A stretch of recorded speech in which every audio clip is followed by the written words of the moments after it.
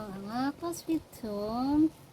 Welcome back sa my YouTube channel. For today's vlog ay nagre-ready po ako ng gamit ng aking mga pamangkin dahil ako po ang handa po natin ang mga gamit nila. So prepare na lang natin para bukas yung pangbaon at saka pang snack sa school nila. Yun ang mahirap dahil wala po tayong ako na, andi na.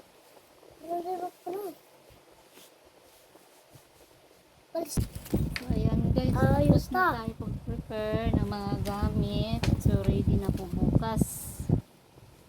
Prepare na lang natin yung pangbaon at saka pang merienda po nila.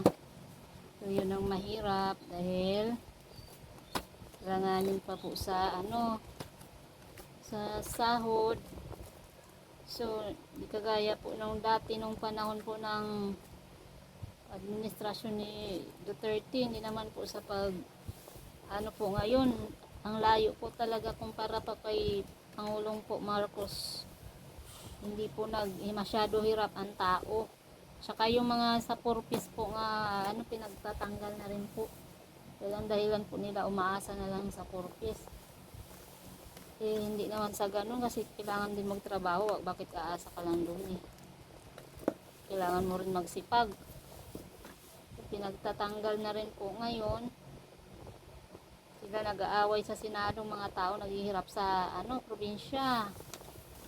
Kung ako lang pong maraming pera pangbigyan ko mga tao dito Kaso parehas lang po tayo. Kailangan rin natin magsikap at magtiyaga po. So ready na po yung mga notebook nila bukas. Kasweet ko, start na po yung pasokan. Dito lang kami sa labas. Agatid lang po ako. Thank you for watching. Bye bye.